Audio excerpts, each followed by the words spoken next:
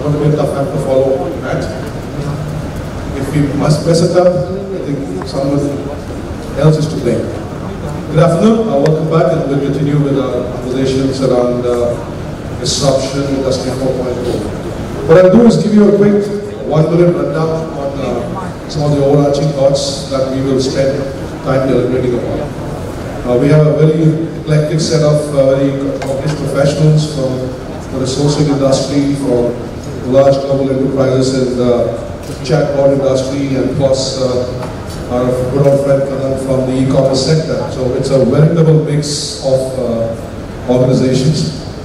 But let's first get kind of dive straight into it. And does this work? Yes.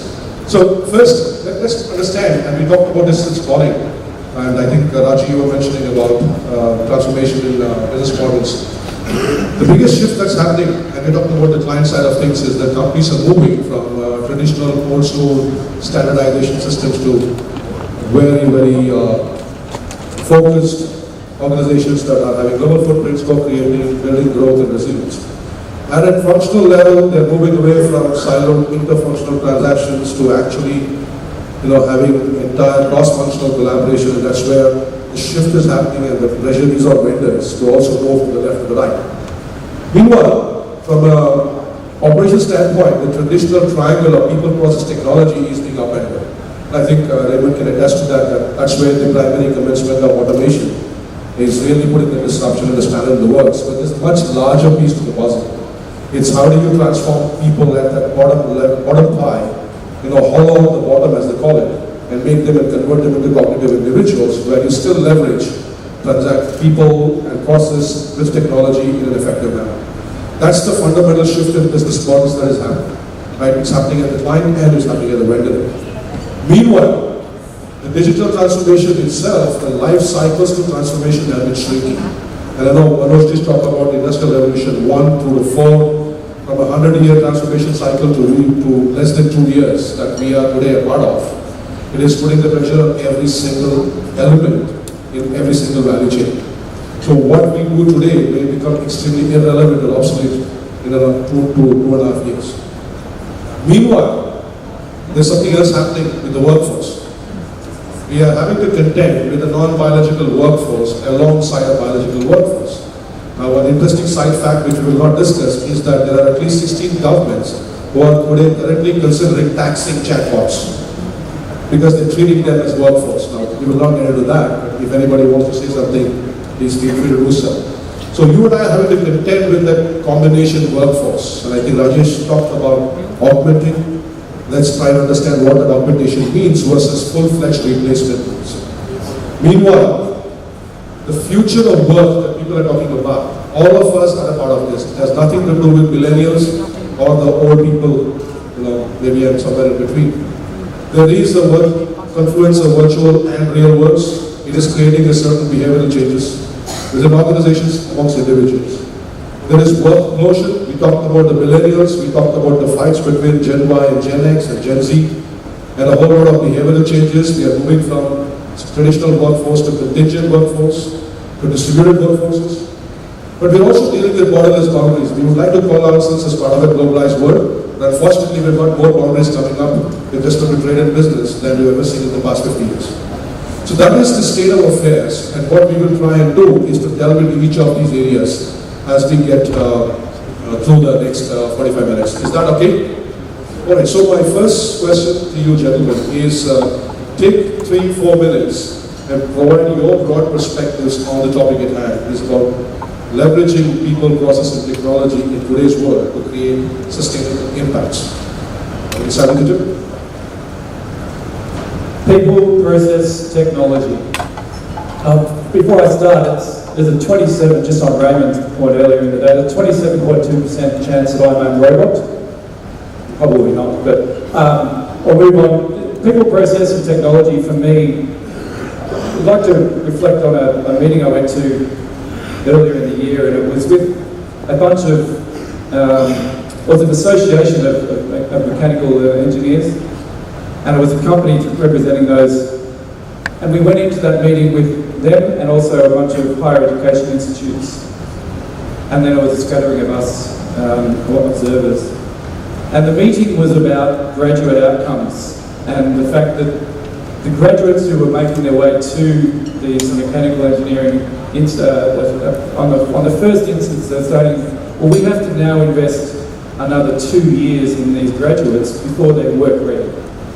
And so what can we do to work with new higher education institutes to make it that we only have to invest 6 months or that they're work ready as soon as they come out of the institute?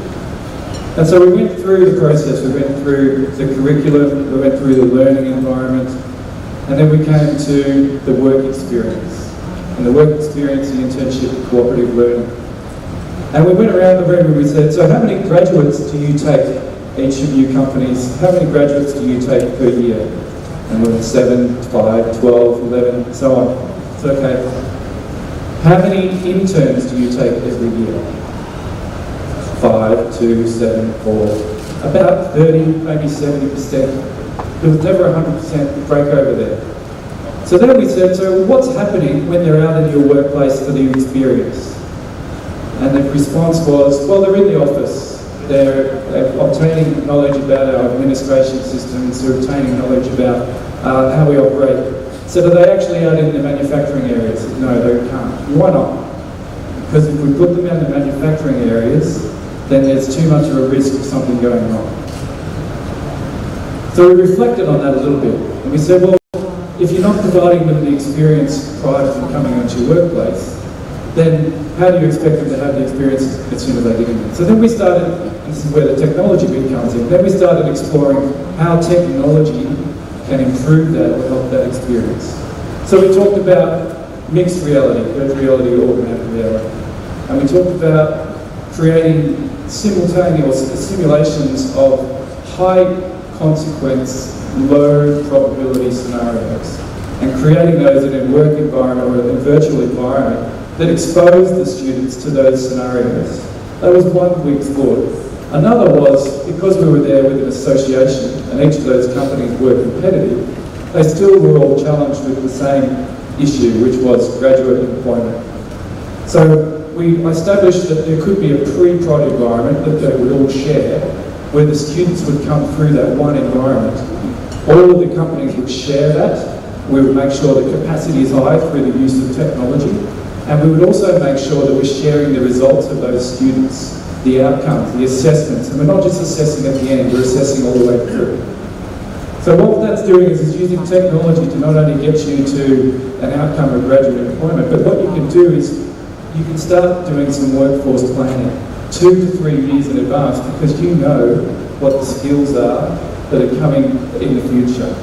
And so that was a good example, I thought, when I saw the 3 words in the topic, a good example of how technology can get you to a point of an outcome through a collaborative discussion like that. And we got to those outcomes.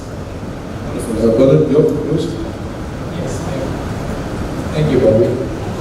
People process technology. I think as we speak about Industry 4.0, indeed it provides us with lots of opportunities, lots of exciting technology that can be used to redefine the way we play, the way we work, the way we consume. When it comes to the people, I think we've spoken quite a lot this morning about automation and some of the threats. I don't believe that a lot of jobs will be displaced. I think there will be some. Essentially, if you look at what constitutes a job, it's a combination of a number of tasks. Not all tasks will go away, some will. And then we need to look at what are the skill sets, what are the new skill sets that are required by the workforce of the future.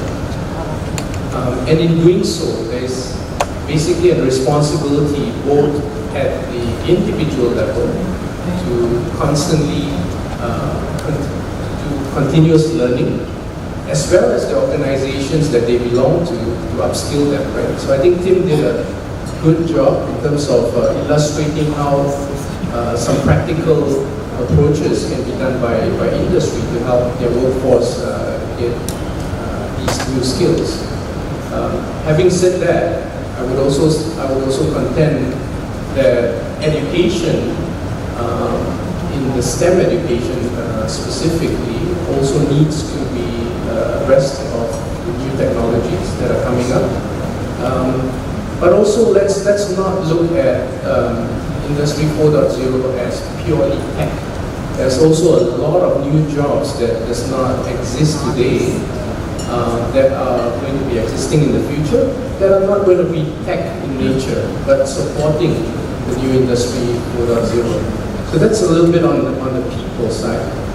On the process side, I think if you just take an example of automation again, I would contend that we should first look into what should be automated and what shouldn't, right? So I think, it's not to automate everything just because it can be automated, because you might create other new sets of problems. So I think that assessment needs to be done by companies before they go into a long-term automation strategy. Process by itself needs to be improved before any automation happens, because if you automate a poor process, you're actually compounding a problem. You're just magnifying it. Technology, I think all of us here in industry, as employees, employers, we have a responsibility to, again, understand what we are faced with. What are these technologies? What are the advantages? What are the downsides of some of these emerging technologies bring us? Your views? Right. I'm actually quite happy the fact that the fellow panelists actually started off by looking into people, the importance of people. There's a lot of times when we talk about industrial revolution or automation, we often look at the aspect of technology and process, and then the last bit would be always the people level. But along the way, we forgot that it's also important while you're automating and improving your processes. It's the infusion of people, on upskilling people, is a huge responsibility to the business leaders to make sure that the people are also ready. So whenever you're automating, right, you're not going to automate 100% of the process. If you want to remain true to your core company's value or remain relevant to the customers, there's always a gap that is left behind that cannot be managed by the automation. And this is where you need people to step in and really help you out to manage those exceptions. And this exception prevails in literally any organization suddenly. And in that sense, to say RPA or process automation is going to take away your workforce, I don't think it's going to happen in a large scale. But what's going to happen is that you need to keep on upskilling your current talent pool to make sure that they're relevant to the current trends. Wonderful. So let's take each of these pieces, point by point, process, people, and technology. I'll come to people at the end because we tend to get stuck with people when we start with people, and we will not move forward. So let's start with process. So question number one is workflows, right? We talked about processing environments moving to intelligent workflows. Having said that, a lot of the forward-looking companies are actually asking their vendors for outcomes that they don't really care about those intelligent workflows. So my question to you is, would you believe in the next 5 years, this term process will completely disappear from our lexicon? And we may not really have to bother about establishing a structured, sequential, linear way of getting from point A to point B. I want each one of you to take a shot at it. I really liked one of the previous speakers where they talked about the BPO moving to a new office, and they actually went to step 2, step 3. They didn't worry about the as-is from where they're moving from. And that's exactly what's going to be happening. And we also mentioned earlier about the fact that the millennials, they're not being disrupted in any way because they have to have been using the technology to start with for them to change. That's going to happen. That's going to take time. I'm in higher education, so we're working a little bit slower in that process. So the as-is for us is going to remain. That's something we have to be very cognizant of, continually with our own technology. But I certainly think that that leapfrogging and taking advantage of the fact that our younger staff don't have a legacy, and they can leapfrog into a new solution immediately and actually leave the rest of us behind, which is fabulous. We should be looking to them to help us tell us what's next, because I think it's still a bit of a top-down scenario, and they're learning a lot more purely by utilising the technology day to day, and we should be really utilising that. What are your views? Sure. So I think technology process rather is still going to be relevant in the future. I think it sets the blueprint of where we want to go, from which point. But I think in the future, we probably would start with what is the outcome, what is the experience that we're trying to achieve. Yeah? And we may leapfrog a couple of steps. If you have a 10-step process, maybe all it takes is 2 steps in the future. So if you look at some of the things that are happening in 4.0, at a component level, if you take manufacturing, for example, at a component level, components are speaking to each other. They are no longer static components. So if we look at a 10-step manufacturing process, right? Let's just take an example of a automotive car plant. Today, the way technology is, if there is a product recall, you may have thousands of cars being recalled, right?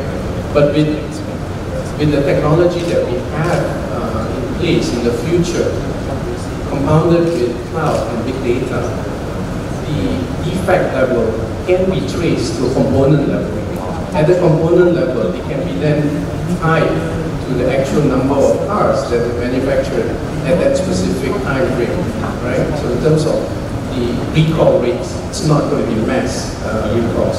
So that's an example where technology that we are going to have is going to be able to help us. I still think process is relevant.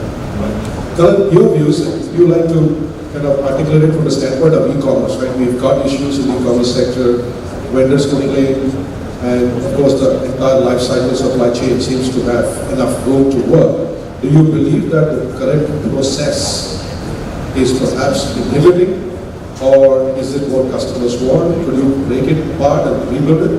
Right. In terms of the word process itself, I don't believe it will vanish over time, but the perspective of looking into it might change.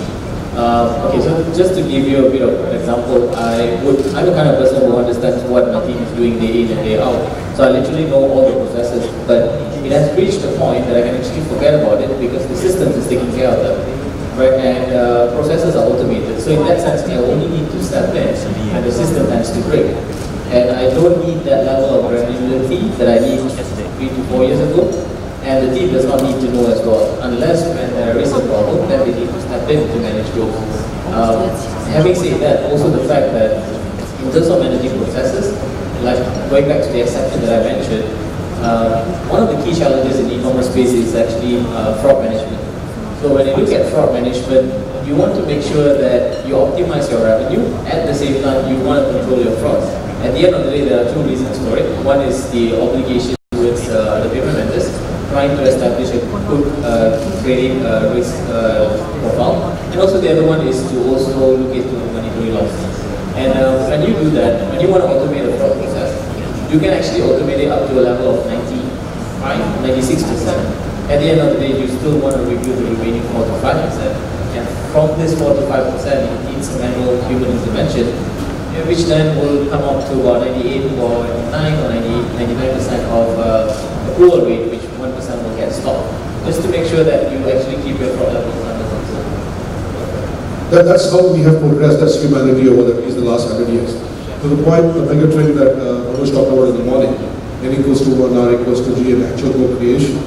Would there be an opportunity, or do you see that we will not get to it at all, that we essentially eliminate ourselves from the shackles of processing and sampling and the law of averages completely and say, let's go down to brass tacks. You talked about components. You talked about isolating a single component in a single car, so I can recall 1 car, and not a million cars. Could we get to that scenario? I think with machine learning that is definitely possible, because as time goes by, the machine gets intelligence by itself, by through feeding them different scenarios and data, right? With machine learning capabilities, I think this is definitely possible. Wonderful. So, the question for the GBS index therefore is, the service providers who are offering services to customers, right? Whether it is to yourselves or to large companies like a bank or anyone else, Do you believe that the service providers will need to really upend their entire view to offering their services to actually come to at least 50% of that sophistication? And if so, what should they be doing now? Any one of you can take shot at it. Got it? You? What should the vendors do to be able to come to a point of sophistication that the clients will trust them to give them customized services at that component level, for example? Today we have mass customization, right? We offer transaction processing services or application maintenance services. So one size fits all is right customizations. Could we get to that point of component side? Yeah, I think everything we are going to be doing that's going to be seen as high value in the future has to be customized. It needs to be personalized, customized, specific to that customer and the industry, according to their aspirations, right? So easier said than done. I think it all comes down to the core of the business. So as a service provider, who are your clients? What industry are you specializing in? What do you want to be known as, right? So I think it comes down to also not just being able to tie the pieces of the technology, but also looking at the framework of the processes that you're building, the customer experience that comes out at the end of it, and also the sustainability. Will this process still work, 12 months down the road? So you get, as a business, will I get the ROI from these investments as well? So the short answer to, or rather long answer to the short question, I would say technically it's possible. From a business standpoint, it is a strategic decision companies have to take. If we go on a one-size-fits-all, you're not going to create that experience at the end of the day. So I would like to think that some of the both large and small organizations, I've seen large organizations that have done a lot of specialization in specific verticals and have done very little customization for the second and third clients. So they've done a lot of that investment upfront. I've also seen some of the smaller startups also do this level of customization, and it starts with a purpose. Right? So the company goes out for a specific market and targets itself, puts all its resources into being a niche player. It will have a better chance of succeeding. So you're saying that most vendors will have to upend their business models, primarily? Yes. So what should their goals then be? Because today's goals are premised in the back office. And partly to set to your point, large organizations tend to invest in their clients' functions, and therefore they may have some level of intra-functional goals, but they're not necessarily taking accountability for the client's business outcomes. Do you believe that it is time for vendors to take that leap of faith? And if so, how should they do that? Anyone of you think? Absolutely, yes. We've certainly transformed our business from being a software selling business to being a solution, and we go in with business outcomes. And that's because of the technology allowing us to do that. So previously we just build a software system and then that's delivered. Now we put that on the cloud. We then have an analytics capability. We have the ability to provide them with an end result. And we go in and ask them what the end result is, and we're able to deliver that. So the result is not actually just being able to say this is your software. The other thing we do is we get very close to our other vendors who are also delivering in the same environment, so higher education and extending beyond that. And so we like to go into our clients and say, well, let's talk about what we're doing, and then be able to convert that conversation into, well, you also need to be speaking to this other vendor. We don't get a clip out of that, but we'd like to be able to go in there and provide capability beyond our own solution, because that strengthens our own conversation. But it also means that the client, when they come and see a vendor like us, they know that they're going to get a view that's not just us trying to sell them something. And I think that's where the vendor-client relationship has moved from. We're no longer just trying to sell them something, we're building our own credibility in the market through the conversations that we have. And that's what I see my role as actually knowing everything about the sector, not just my own particular point of interest. At this point, may I just ask for a show of hands in how many of the service providers in this room are essentially flipping their business models to intelligent workflows? Any show of hands, can you please? One. So no one here? So the panel recommends that all of you flip from traditional processing transactions to intelligent workflows. Please engage them. I have an introduction fee. Okay, let's move on. Let's come to technology. We'll take that in two parts. One is let's understand automation, right? And I will give you my views. I'm very passionate about this and a little bit angry sometimes. We have seen to take in transactional automation technologies which are essentially about operational efficiencies, and we have paraded them as the next best thing that seems to have happened to humanity. And we have given it a fancy title called artificial intelligence. I believe we are far away from the true benefits and the true realization of AI. Most of it is sitting in laboratories across the world. But it's a great and sexy marketing term. Where we are at today is automating transactions, and to Bernard's point, we're automating a couple of tasks and not an entire job. We may end up automating roles altogether. So we are bringing operational efficiencies, speed and agility to our clients, to our own businesses. That's the current take in the marketplace. However, it is a very unsexy conversation. So my question to you all is, do you agree with me that we are at that level of sophistication with technology? And if you choose to disagree, please do state your views as well. Maybe I can relate it to an example. Right? So if you are someone who shops in Zalora and you have actually had an experience of returning the item, and today, over the last 2 months or so, if you were to return the item and provided that all the stakeholders, all the touch point works well and it reaches our warehouse, you'll be able to get your refund if you paid by credit card and PayPal within 5 minutes, automated. Okay, so we have actually reached that level. But if you want to notch it up further and really trying to leverage on artificial intelligence, what I would like to foresee is basically using customers' previous behavioral model where they actually have to book the returns online and select the refund method, and using that and really identify the refund method the customer prefers. And if there is an opportunity to identify the information of the bank details, and that will really help because our business model has a huge component of cash on delivery and online bank transfers. So I think that's one good example of application of AI, and probably we can actually do a lot more after establishing that. That's my question. Is that transactional automation at its highest levels of sophistication, or is it real AI? No, I don't think so. There are a lot more rooms for us to really take it up further. At this moment, it's very transactional, and of course, it's building operational efficiencies. So, to your point you made on the data that you take from the customer behavior, is it still a one-to-one data pegging, or is it a one-to-many? It's pretty much one-to-one at this moment. Yeah. So there is still a lot of room. So if it becomes a many-to-many, I think Manoj made that point that is keynote. It has to be a many-to-many. And a substantial amount of customization to get to that n equals 1, then we could possibly say that we have reached level 1 of AI. So you agree with me? Correct. And really looking at the data network in the sense that there are also a lot of infusion that you can actually put into it.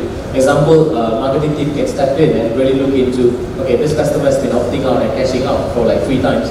What can we do to really get the customer to stick with us, and really pushing like other refund methods like wallet credit that we have. So those sort of things is really something that we can actually look forward. Essentially what it's saying is that by automating the basic transactions, which are essentially sequential actions, we are now in a position as organizations to start focusing on a little bit more important things like analyzing data, analyzing behavior, and establishing some predictive behaviors for consumers so that we can respond accordingly or build products accordingly. Correct. So I guess it's also the time that we move up the value chain already. What are your views? Yes, similar views. I think if you're talking about the level of automation that's happening in the masses today, it is still at a transactional level. Having said that, I've been involved in a few projects where we've gone beyond that, but those numbers are very much smaller. For an example, an insurance company that engaged us, we did some transactional claims processing. However, we took it a step further to also ask the question, what would it take for us to be able to do approvals of claims without any human intervention? So we looked at some of the low-hanging fruits, about 30% of the claims, where using analytics combined with automation, with an accuracy level of 99.5%, we're able to actually automate that. So obviously during the POC, we still had people doing a forward check on that. However, the results were very encouraging. So I think I see that as the future. You're also complimenting that. You're still not got to the levels of AI that we see to be brandishing. Your views, mate? We're so early in the AI that it's not even a pinprick on the map of where it's going to take us. I think the first step, I was just reading about this during the week. I used to cringe going into meetings in my corporate world, and we used to go in there with technical architects, and they had this title and came with them an aura of lots of whiteboard clouds getting written on a board and saying this system is going to connect with this system, and they're going to have a unique identifier so we can have the data running all the way through the systems. Thank goodness now it's called a data warehouse, and we all know about data warehousing. Thank goodness now that AI has come along, because we're no longer being exposed to the architects coming and drawing lots of clouds on the whiteboard, which is a good thing. What's happening is we're now being moved away from the term data warehouse. We're now calling it a data lake.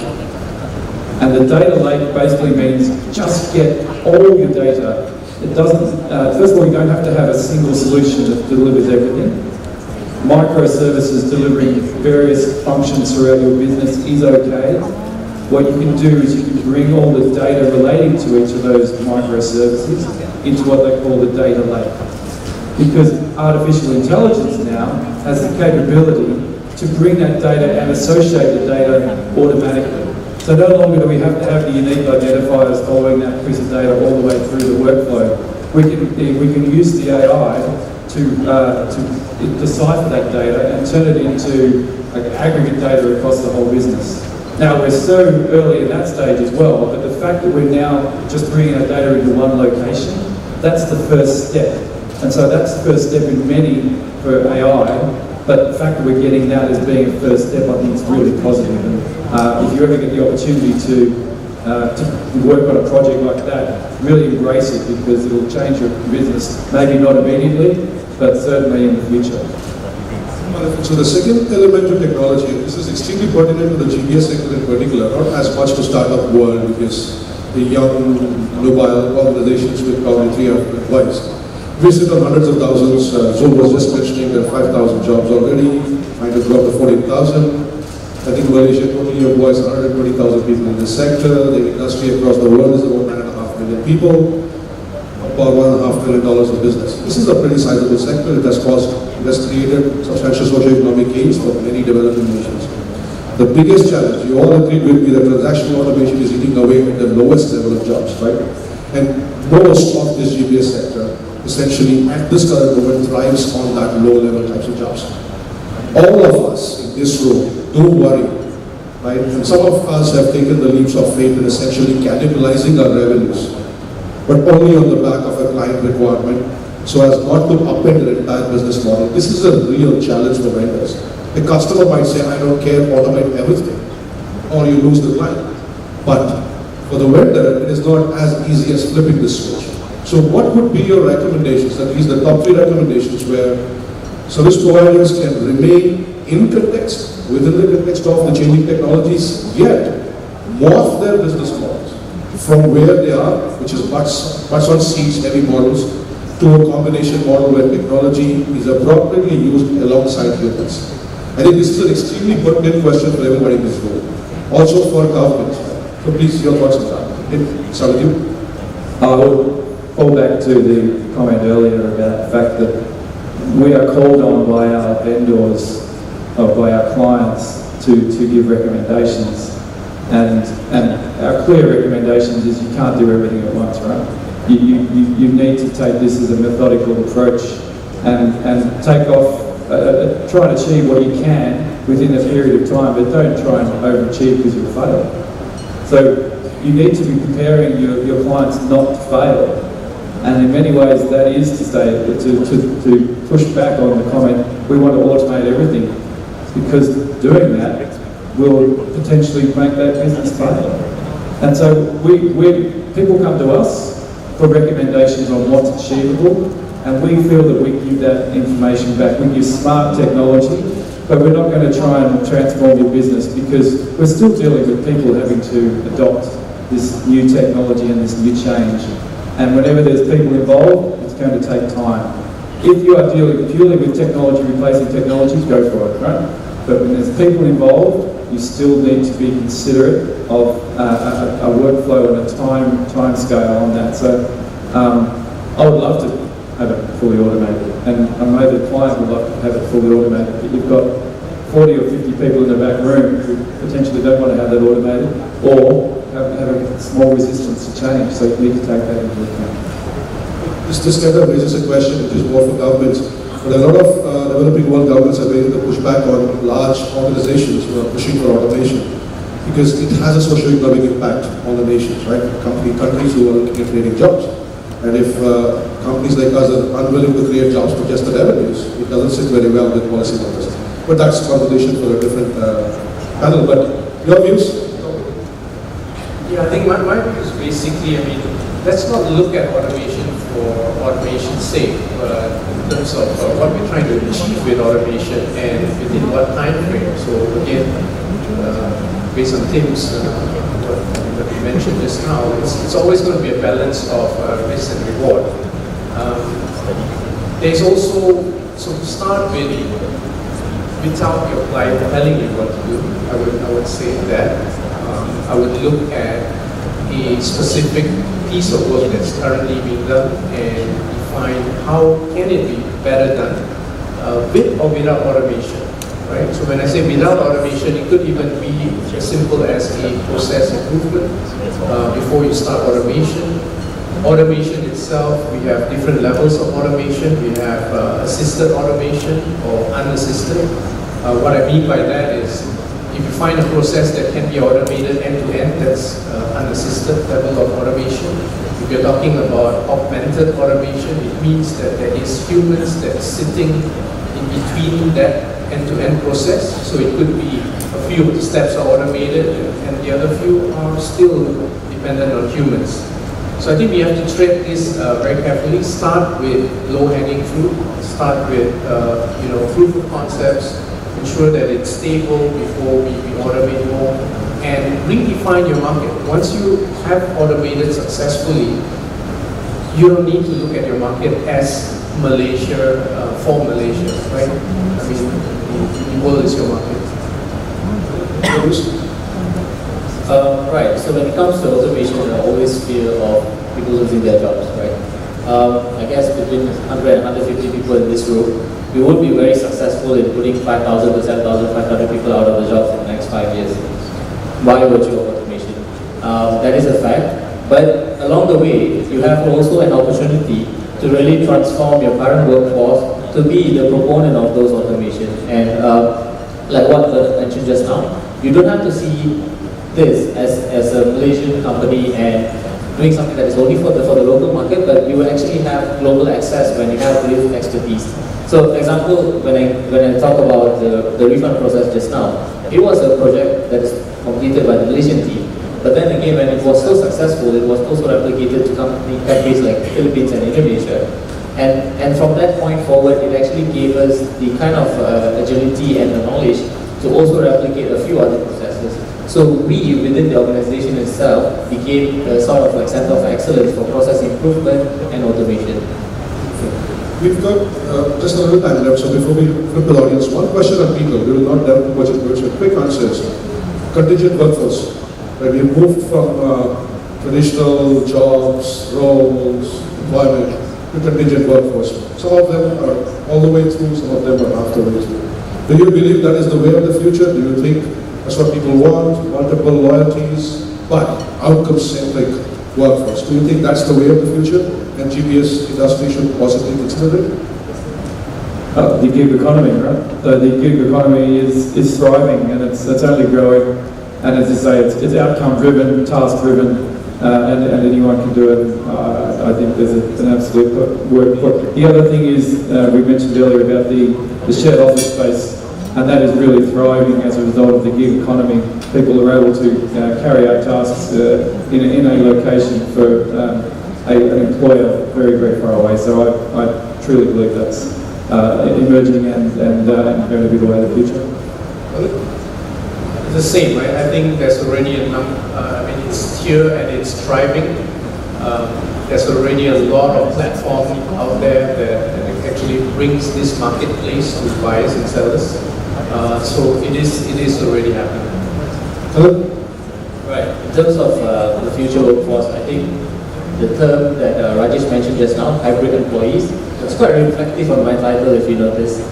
Right? Yeah. So two completely different portfolios sitting together. Also the fact that I started off in Zalora as managing the regional contact center, but as the time passed by, we noticed that the operations are pretty stable, and we don't really have much room of improvement there. Right? We have actually deployed chatbots. We've actually come up with all the channels that we wanted to service the customers.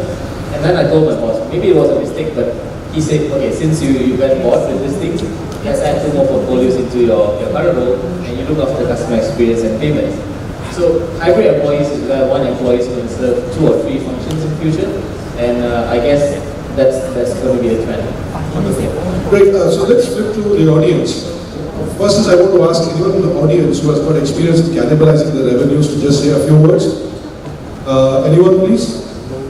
Has anybody been able to cannibalize the business model from being purely butts on seats heavy to a combination of people and technology and automation? I think as one small example would definitely work very well. Anyone? Or should I pick somebody? Any examples? Okay, never mind. I think the man who has an example doesn't want to say anything. But any questions, please? Any questions? Any thoughts, any perspectives, any disagreements? You've got some time. You're all completely clear of the impact? Yes, please. The microphone here.